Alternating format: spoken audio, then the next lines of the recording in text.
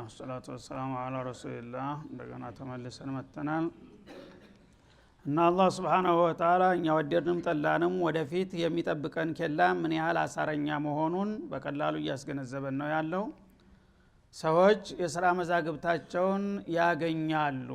ዛሬ የሰራኸው ያወራኸው አንተ ረስተኸዋል ዘንግተኸዋል፣ ግን በማይረሱ በማይሳሳቱ በማያደሉ ጸሐፍቶች በባለሙያዎች ተጠናክሮ መዛግብት ተከምሮ እየጠበቀ ነው። ይሄንን ወቀው እያለ ነው አላህ Subhanahu Wa Ta'ala። فاما من اوتي كتابه እና በዚህ መልክ እንግዲህ የሥራ መዛግብቱን የተሰጠው ሰው ይላል በየሚኒህ ተነሱ ያድርገንና በቀኝ እጁ እንዲያነሳ የተፈቀደለት ይላል። ገና መጀመሪያ መዛግብትህ ልታነሳ ስትቀርብ ውጤትህ ምን እንደሆነ የሚጠቁም አቀራረብ ነው የሚቀርብልህ ማለት ነው። አንተን አላህ ሊታረቅ ፈልጎ እንደሆነ ጥሩ ውጤት ጥሩ ስራ ሊያመዝንልህ ሽቶ ከሆነ በቀኝ እጅህ እንድታነሳው ይፈቅድልሃል ማለት ነው።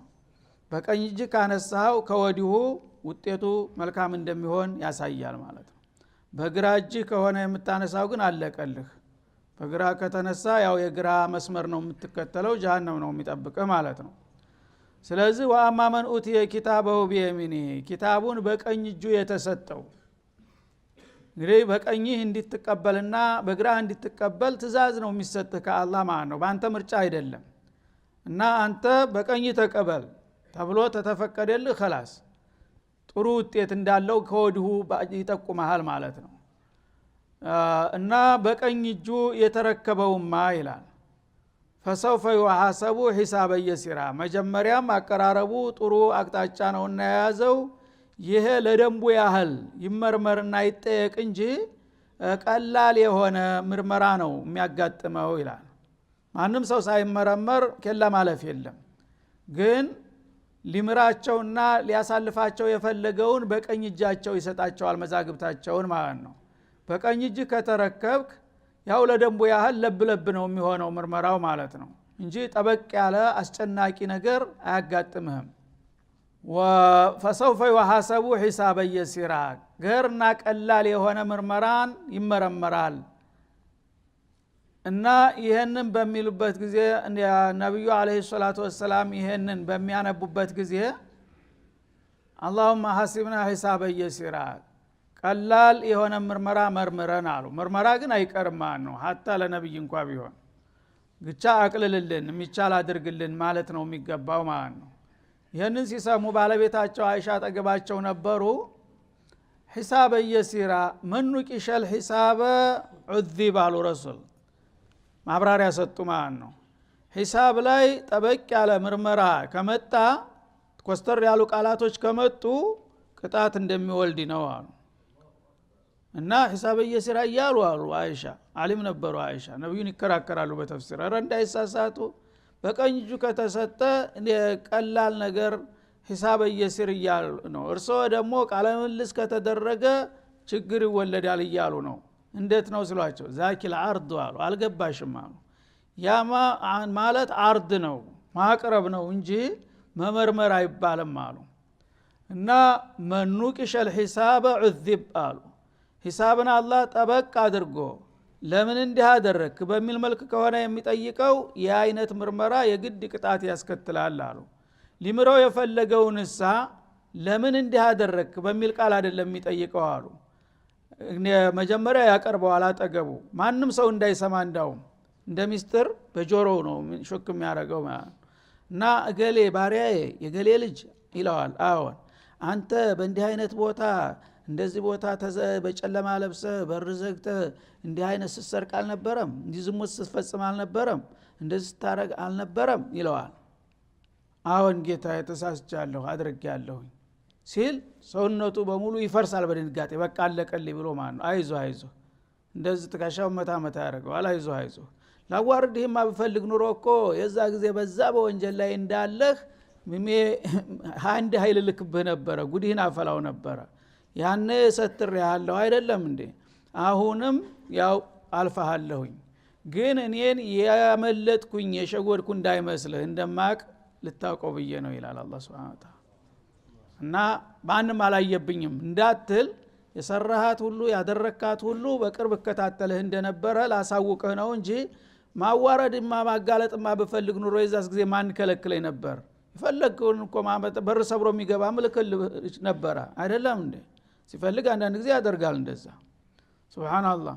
በዚህ መልክ እንግዲህ አቀራረቡ ምን ሆነ? እንዲህ አድርገሃል አይደለም፣ እንዲህ ብለሃል አይደለም፣ እንዳስበሃል አይደለም፣ አዎን እንዲትል ብቻ ነው ያንተ መልስህ፣ አዎን ብቻ ናት ማለት ነው። ሌላ ነገር የለብህም። ሊቀጣው የፈለገውንሳ መጀመሪያ በግራ እጁ ነው እንዲቀበል የሚታዘዘው። በግራ እጁ ተቀብሏል መዛግብቱ።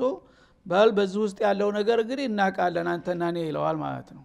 አንተ እንግዲህ ሽርክ ምን ያህል አደገኛ እንደሆነ እነ ሽርክ ለዙልሙን ዓዚም ብዬ ተናግሬያለሁ። በመላው ነብያት አውጃለሁ። በመላው ኩቱቦች ይሄ ተረጋግጧል።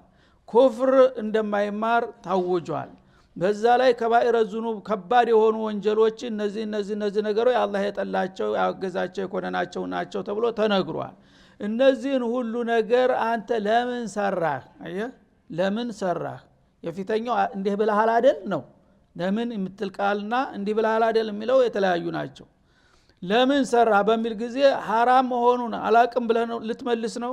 ዓለም በሙሉ ያውቀዋል ያን ነገር ሐራም መሆኑ ታውቋል አይደለም እንዴ? ወይም ደግሞ አንተ ምንም አታረገኝም ብዬ ነው ሊል ይችላል። ወይም አላየኸኝ አታየኝም መስሎኝ ነው። የሁሉ ምንም ዋጋ የለውም። ለምን ሰራህ ከተባለ መልስ የለም። መንቂሸል ሒሳብ ዑቂብ። ስለዚህ ለምን በሚል ከርዳዳ ቃል ከሆነ የምትጠየቀው የግድ ቅጣቱ። ስለዚህ አንተ ይሄ ነገር ሐራም መሆኑን ታውቃለህ፣ አደገኛ መሆኑን ታውቃለህ፣ ተነግሮሃል፣ ተመክረሃል፣ እምቢ ብለሃል። በቃ አሁን ዋጋህን ታገኛለህ። خلاص خذوه فغلوه። መላእክቶች በተጠንቀቁመዋል ማለት ነው። እና ያዙትና ጠፍንጋችሁ አስራችሁ ወደ ሲኦል ወሩሩት የሚል ውሳኔ ይሰጣል ማለት ነው። አዘነ الله من الله ይጠብቀና። እና فسوف يحاسب حسابا يسيرا። ይሄ መጀመሪያው አላህ ጥሩ ውጤት ሊሰጠው የፈለገው እና ቀላል የሆነ ምርመራ ይመረመራል። እንዲህ አርጋሃል አይደል፣ እንዲህ ብለሃል አይደል በሚል መልክ ለስለስ አድርጎ ይጠይቀውና አዎን አዎን አዎን እያለ መልስ ይሰጣል በደፈናው። ከዛ በኋላ በቃ በዱንያም ሰትሬሃለሁኝ፣ ያው በአንድ በኩል ብታጠፋም በሌላ በኩል ደግሞ ረሲድ አለህ፣ ኸይር ነገር አለህ፣ ኢማን አለህ፣ ሶላት፣ ጾም፣ ዘካት፣ ሰደቃ ኸይራት አለህ። ያንን ጠንካራ ጎንህን ባርኬልሃለሁኝ፣ ይሄ ደካማ ጎንህን ግን በቃ ይቅርብየዋለሁ ይላል አላህ ፍቃዱ ሲሆን ማለት ነው እንጂ ነፃ አይደለም። ያኛውም ቢሆን እኮ ሌላ ሊተሳሰበው ቢፈልግ እሱም አያመልጥም ነበር። ግን የተወሰነ ፐርሰንት ስላለች ብቻ አላህ ኸይሯን ያመዝንልህና ሸሯን ዝቅ ያደርግልሃል ማለት ነው። ያኛው ግን መጀመሪያውኑ የከመረው ሸርን ነው። ኸይሩ ዝግባ የሚባል አይደለም ወይም ጭራሹን የለም። ስለዚህ ከሆነ ከየት መጥቶ ነው ውጤት የሚመጣለት? እና فسوف يحاسب حسابا يسيرا። የዛ አይነቱ እድለኛ እንግዲህ መጀመሪያውንም አላህ ሊምረው ፈልጓልና በቀኝ እጁ ሰጥቶታል። ከዛም ደግሞ እንዲሁ ዝም ብሎ ማወቁን ብቻ ለማሳወቅ ለብሎብ አድርጎ ይጠይቀዋል። በዱንያም ሰትሬሃለሁ አሁንም አልፌሃለሁ በሚል ቃል ይደመደማል ይላል። ወይንቀሊቡ ኢላ አህሊሂ መስሩራ። ይህ አይነቱ እንግዲህ ውጤት የታደለው ሰው ወደ ቤተሰቦቹ ደስተኛ ሆኖ ይመለሳል አለ። እነማን ናቸው ቤተሰቦቹ? ጀነት ውስጥ የሚጠብቁት አሉ ቤተሰቦች። ሑረል ዒን አለ፣ ዊልዳን አለ። በጉጉት እየጠበቁ ነው መቼ ነው የኛ አለቃ የሚመጣው እያሉ በር ከፍተው አንጥፈው ጎዝጉዘው ሽርጉድ እየተባለ ነው ጀነት ውስጥ ማለት ነው። ስለዚህ ወአይዟችሁ መጣሁላችሁ ብለህ ቤተሰቡ ውስጥ ገባለ። ልክ መኖሪያ ቤት የምታቀው ቤት እንደምትገባ ማለት ነው። ይሄ ነው እንግዲህ አንዱ ውጤት። ወይንቀሊቡ ኢላ አህሊሂ መስሩራ። ወደ ቤተሰቦቹ ተደሳች ሆኖ ይመለሳል። እነሱ እንደናፈቁና እንደቋመጡ አይቀሩም ማለት ነው። ያልታደለው ከሆነ ግን እነሱም ቤተሰብ ነበረው፣ በቃ የእናንተማ ደንበኛ አልሆነም ወደ ጀሃነም ተላከ ተብሎ መርዶ ይነገራቸዋል ማለት ነው። ግን ለነሱ ሌላ መተኪያ ይሰጣቸዋል። እሱ ምስኪን ምንም ነገር የለም። እና ወአማ መን ኡቲየ ኪታበህ። ያ ደግሞ መዛግብቱን በዱንያ ሲሰራው የነበረውን ሁሉ መዛግብት የተረከበው ወራአ ዞህሪ፣ ከጀርባው ወደ ኋላ። ተመልከት፣ አካሃዱ ግራ ስለነበር አልጀዛኡ ሚን ጂንሲል አመል ነው። ግራ ጥምዝዝ ነው ሁልጊዜ፣ ወደ ቀኝ ሲሉት ወደ ግራ፣ ወደ ኸይር ሲሉት ወደ ሸር ስለነበረ የስራውን የመሰለ መልስ ነው አላህ የሚሰጠው። ገና መጀመሪያ ተመቃብር ተነስተ እዛ ስብሰባ ወደ ሂደህ ሰልፍህን እንደያዝክ መዝገብህ በሚመጣ ጊዜ እገሌ በግራ እጅህ ነው መቀበል ያለብህ ትባላለህ ማለት ነው። ራሱ ግራ እጅህ ራሱ ቀኝ እጅህ ሊዘረጋም አይችልም፣ አይፈቀድለትም።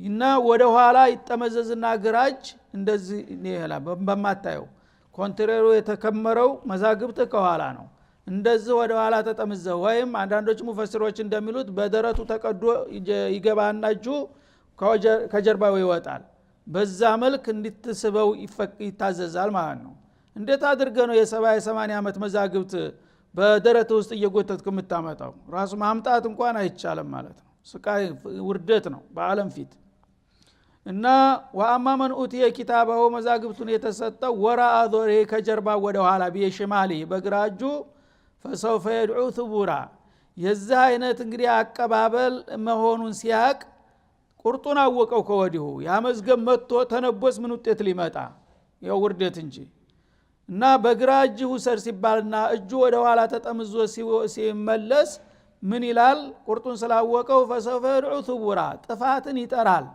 ወይልኝ ባልተነሳሁኝ ወይ ጥፋቴ ዋይታውን ይለቀዋል ማለት ነው ንዳማ ጸጸት ويقول الكافر يا ليتني كنت ترابا እንደሚለው ማለት ነው እና አፈር እንደበሰበስኩኝ እንደጠፋሁኝ ምድር ውስጥ እንደተቀላቀልኩኝ በዛው ተረስቼ ተትቼ በቀር ኑሮ ምን ነው ባልነሳ ኑሮ እያሉ መጮህ ብቻ ይሆናል ውጤቱ ማለት ነው የፈለከውን ስታተራምስ ስታቃተል ኑረህ ምንም ነገር አንተ ላይ እርምጃ ሳይወሰድብህ ሳትቀጣ ጠፍተህ ልትቀር ይሄማ አይታሰብም ይላል እንኳን የሰው ልጅ ቀርቶ እንስሳትን እንኳን አንዷ ጉልበተኛ ቀንደኛ ሌላዋን ጎዳና ደካማ ወግታ ገፍትራ እንትን ያለቻት ሳትቀር አስነስቶ እስበርሳቸው እንዲካካሱ ያደርጋል አላህ Subhanahu Wa Ta'ala ያንን ሲያይ ነው የሰው ልጅ ያለይተኒ ኩንቱ ቱራባ እንስሳዎች አንዱ ቀንደኛ ጉልበተኛ ነው ሌላው ደካማ ነው በዱንያ ላይ ሲወጋው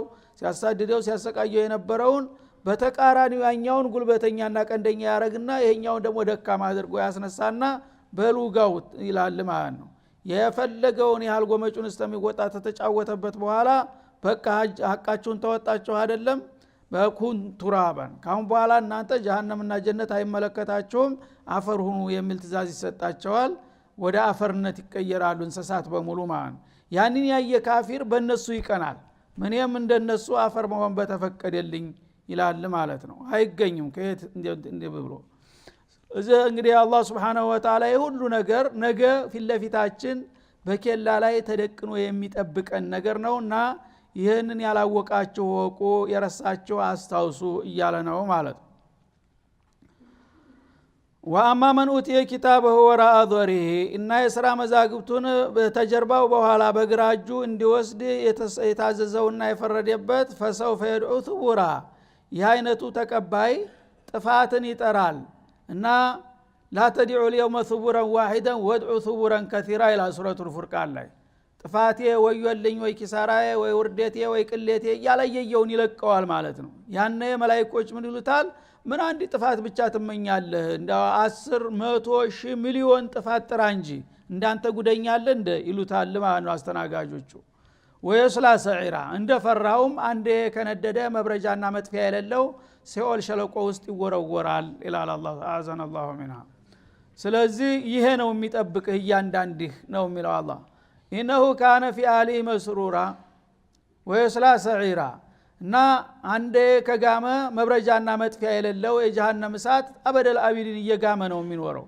እዛ ውስጥ ትጨመርና ወይ ሙታህ ትገላገል ወይ ዲናህ ትኖር በሞት በህይወት መካከል ሁሉ ጊዜ መጽኔውን ሰጥቶህ ስትቃጠል ሰውነትህ ተቃጥሎ አመድ በሚሆንበት ጊዜ እንደገና እንዳዲስ ተመለሳለህ አሁንም መልሶ እያለ መቀጠል ብቻ ይሆናል ማለት ነው ለምንድነው ይሄን አይነት ውጤት ያመጣው ኢነሁ ካነ ፊ አሊ መስሩራ በዱንያ ላይ ያለ በቤተሰቡ መካከል በጌታ ፍቃድ ውጭ በሆነ ስርዓተ ህይወት የሚደሰት ነበረ እሱ በዱንያ ላይ ያለ ይሄ حرام ነው ይሄ ሐላል ነው ይሄ ኸይር ነው ይሄ ሸር ነው የሚለው ነገር ጉዳዩ አይደለም ብቻ የፈለገውንና የመሰለውን በቤተሰቡ ራሱን ብቻ ሳይሆን ቤተሰቡን አጥፍቷል ማለት ነው በተሳሳተ መንገድ እና በቤተሰቡ መጠጡ ዚናው ዝሞቱ ሌብነቱ ዘረፋው ገፈፋው ሁሉን ነገር እየጨፈጨፈ ሲደንስና ሲደሰት ነበረ ዓለምች ብቻ ናት እያለ ጮቤ ይረግጥ ነበር ማለት ነው ያ ውጤት ነው ለዚህ ያበቃው ኢላላ አላህ Subhanahu Wa Ta'ala እነሆ ዞና አለን የሁር እና በዱንያ ላይ ያለ ይህ አይነቱ ተላላ ግብ ሰው ወደ ጌታው እንደማይመለስ ነበር የሚገምተው። እኔ በዚህ ምድር ላይ እስካለሁ ድረስ መጠቀም አለብኝ፣ በወጣትነቴ ደስ ያለኝን የፈለኩትን ሁሉ ነፃ ሆኜ ማድረግ አለብኝ፣ ለምን በሃይማኖት ህግ መቀፍደል፣ ለምን መጨነቅ እና ነፃ ነኝ እያለ ይደንስ ነበረ ማለት ነው። እና ተው ነገ ጌታ ፍስቅ ቀርብ ምን መልስ ይኖርሃል በሚሉ ጊዜ እባክህ ማን ሄዶ መጣ፣ ማን ነው የሞተ ሰው ተመልሶ ይመጣ አይታችሁ ታውቃለህ እያለ ይሳለቅ ነበረ በእኔ ማስጠንቀቂያ ይላል። አለ የሁር ማለት አለ የርጃ ኢላ ረቢ፣ ተሞት በኋላ እንደገና ተቀስቅሶና ተመልሶ ጌታው ፊት እንደሚቀርብ ሲነገረው አይዋጥለትም ነበር። ይሄ የጅሎች ዜማ ነው ባክህ፣ ዝም ብለህ ነው። ያው እድል ማለት ህይወት ማለት ይቺ ያለንባት ናት። አሁን እስካለን ድረስ መደሰት አለብን። ከሞት በኋላ ያው ምድረ ከርስ ገብተህ መበስበስ ነው፣ ማን ሄዶ አየው እያለ ይቀልር ነበር ይላል። ይህን የሚሉት ዛሬ በሚሊዮኖች አይደሉም። ይሄ ነው እንግዲህ አላህ Subhanahu Wa Ta'ala እና ይሄ ግምትህ ከንቱ ነው። በምንም አይነት የሰው ልጅ የሞቶ ተረስቶ የሚቀርበት ምክንያት የለም። ትናንትና ሳፈር አልነበርክም እንደ ሳትፈጠር በፊት ተየት መጣ? ታፈር እንደገና ፈጥሮ አይደለም እንደ ሰው ቁመህ እንድትሄድ እንድትሰራ እንድትነጋገር ያደረገ። ነገ ደግሞ ተፈረስክ በኋላ ወደ ሰውነት ተመለስ ካለ ምንድነው የሚከለክለው ነው የሚለው አለ። አንተ ግን ተሞት በኋላ መመለስ በሰሩ ስራ መወቀስ እንደሌለ ነበረ የምታምነው። ያ እምነትህና አመለካከትህ ከንቱ መሆኑን ለማሳየት በገቢር አመጣሃለሁ ይላል ማለት ነው። በላ አንተ እንዲያትነሳና እንዲያትቀሰቀስ እንዲያትመረመር እንኳን ብትገምትና ብታስብም ይሄማ በምንም አይነት አይሆንም፣ በእርግጥ አሳያለሁ እንደምትመለስ ይላል። እነ ረበሁ ካነ ቢሂ በሲራ፣ ጌታው በሱ ጉዳይ ጥልቅ ተመልካች ነው ይላል። አንተ ተሞት በኋላ አልመለስም ስትል ምን ለማለት ፈልገህ ነው? እና ሰውነቴ ፈርሶ በስብሶ ታፈር ተቀላቅል ያለውና አላህ የት ያገኘኛል ልትል ፈልገህ ነው? የት እንዳለህ ልጠፋኝ ይሆን ይላል። እኔ እኮ አውቃለሁኝ አንተ የት እንዳለህ። አንተ አካል የፈረሰችውና መደበኛዋን አፈር አቃታለሁ፣ እያንዳንዷ ቅንጣት በቅንጣት አበጥሬ ነው ማወጣት ይላል አላህ Subhanahu Wa Ta'ala። ካነ ቢሂ በሲራ፣ ማንም አንዲት ቅንጣት ሳትጨመር ሳትቀነስ ከዛ ከመሬቱ ላይ ለይቶ ተዝህ እስከዚህ ያለችው የገሌ አካል ፍራሽ ናት ትባልና ወደ ነበረችበት ትመለሳለች፣ ሌላው መሬት ባለበት ይቀራል። እና ይሄንን ለይቼና አበጥሬ ማውጣት እንደሚያቅተኝ ነው አንተ የምትገምተው። ግን አንተ ገምት እንጂ እኔ ይሄ እንደማያቅተኝ ነገ አሳይሃለሁ ይላል አላህ Subhanahu Wa Ta'ala። ስለዚህ እንግዲህ የጉዳዩ ግልጽ ነው ማለት ነው። ሁለት ፓርቲዎች አሉ፣ አንደኛ የግራ ጓድ ሌላው የቀኝ ጓድ ነው ማለት ነው። ከየትኛው ነህ አንተ ነው የሚልህ።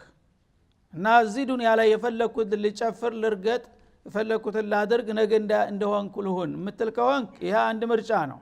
ሌላው ለምን ለአንድ ሰሞን ደስታ ብዬ ዘላለም ኪሳራ ውስጥ ለምን እገባለሁኝ በጌታዬ ፍቃድ ነው የምመራው ታልክ ይሄ ሌላው ምርጫ ነው ማለት ነው። እንግዲህ ይሄ ለእያንዳንዱ ሰው የተተወለት ነው። የፈለከውን ምረት فمن شاء فليؤمن ومن شاء فليكفر ይላል ሌላው ቦታ። ይሄን ካወቀ በኋላ ያንዳንዱ ሰው ምርጫው ለራሱ ተተወለታል። የፈለገ ይካድ የፈለገ ይመን፣ ውጤቱ ለራሱ ነው። ማንን ይጎዳል በመካዱ፣ ማንንስ ይጠቅማል በማመኑ። እና አንተ ለራስህ በራስህ ዲልህን ወስን ይልሃል አላህ Subhanahu Wa Ta'ala። አሁንም ይሄን ጉዳይ እንግዲህ የበለጠ ለማረጋገጥ በቃለ መሐላ ያስደግፈዋል። ፈላ ኡቅሲሙ ቢሸፈቅ ይላል። እምላለሁኝ በሸፈቅ በምሽት ወገጋን ይላል አላህ Subhanahu Wa Ta'ala። ሸፈቅ ማለት ፀሐይ በምዕራብ በምትገባበት ጊዜ ማታ እሷ ልክ ጨረሯ ዙሮ ሲሄድ ከሷ ጀርባ የገባችበት አድማስ ፉም መስሎ ቀልቶ ይታያል አይደለም? ያ ሸፈቅ ይባላል ማለት ነው። ያን ሸፈቅ ማን ነው አላህ በዛ መልክ እንዲከሰት የሚያደርገው? አላህ ነው ወይስ ሌላ? እና ዓለም በሙሉ ተሰብስቦ ፀሐይን ያለ ጊዜዋ በአሁኑ ሰዓት ግቢ ብሎ ቢያዛት ትገባለታለች? ደግሞ ያለ ጊዜዋ ውጪ በኩል ሌሊት ገና ብሎ በምስራቅ ቢሰለፍ የዓለም ህዝብ ተወጣለታለች? አበደን። የአላህን ቁድራ እዚህ ላይ ነው ማየት ያለባችሁ ማለት ነው። ሲፈልግ ዓለምን በሙሉ ዳር እስከ ዳር ስታበራ የነበረችውን አምቦል በምዕራብ ዙራ እንድትሄድ ያደርጋታል።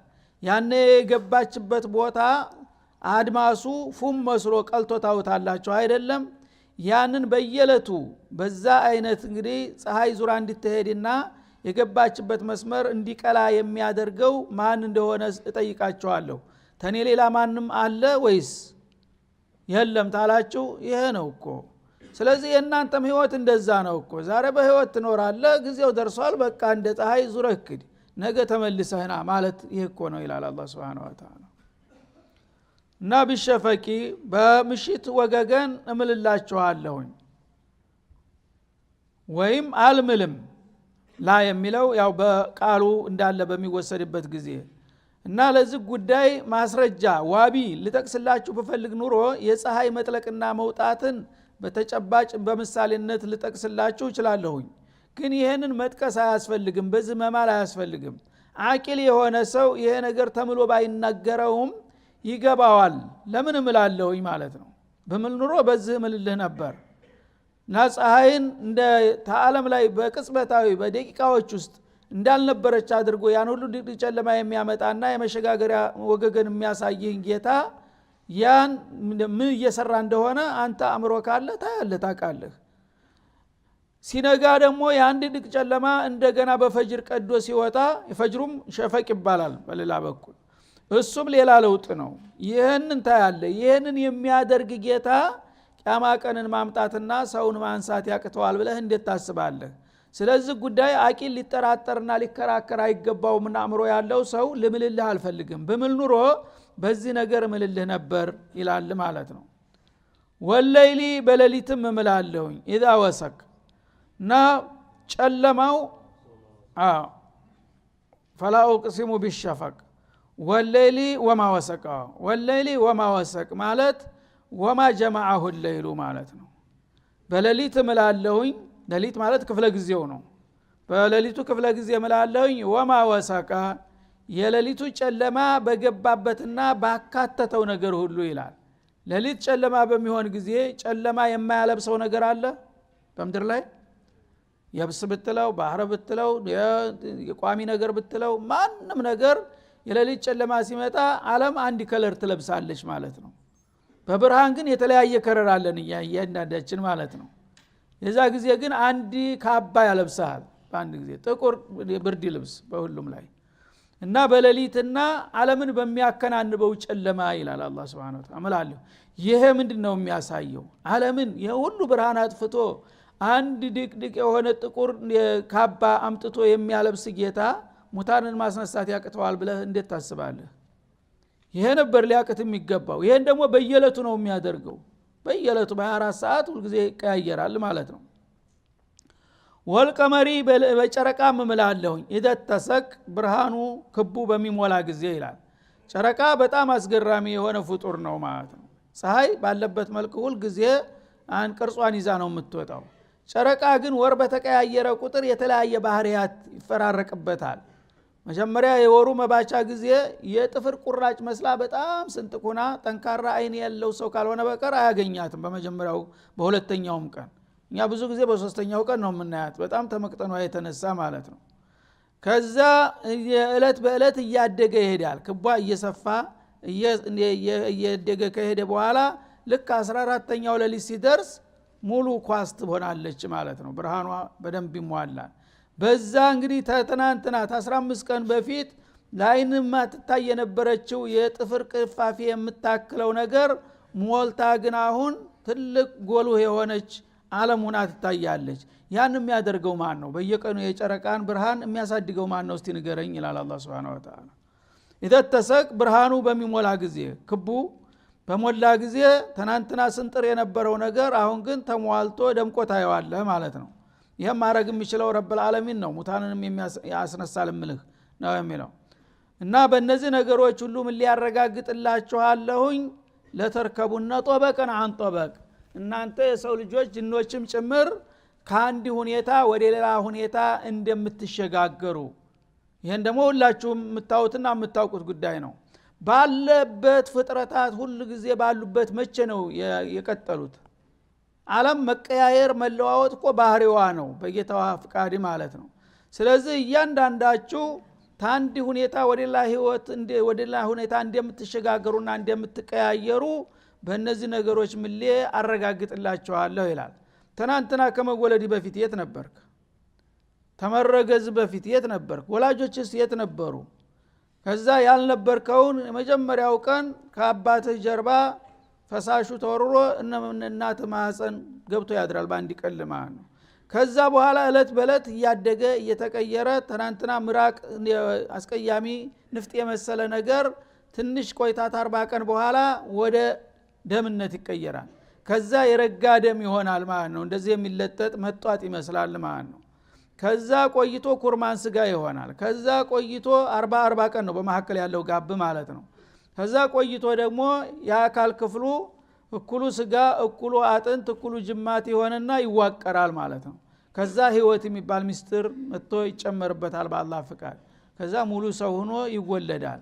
ይሄንን ትክዳለህ ይላል አላህ Subhanahu Wa Ta'ala። አይሆንም ይሄ ነገር ማን ነው የሚያደርገውስ እኔ ታልሆንኩኝ? እና ታንዲ ሁኔታ ወደ አንድ ሁኔታ። ስለዚህ ያልነበራችሁት አሁን ተወለዳችሁ ከእናታችሁ በአደባባይ ህዝብ እያየ ተወለደ። ትናንት ያልነበረ ልጅ ዛሬ አንተና ሚስት ነበር የመጀመሪያ፣ ዛሬ 3 ሰው ይሆናል ቤት ውስጥ ማለት ነው። ይሄ አይታይም? ለውጥ አይደለም ይላል። ነገ ደግሞ ያ ልጅ ምንም የማያቅል ፍስፍስ የነበረው አድጎ በአመቱ ቆሞ አይሄድም፣ ተለወጥ ተቀየረ። በማን ፍቃድ ነው እንደዚህ የሚቀያየረው? በማን ትእዛዝ? ይላል አላህ Subhanahu Wa Ta'ala። هذا وصلى الله وسلم على النبي። ቀጣውን በሚቀጥለው እንመለስበታለን።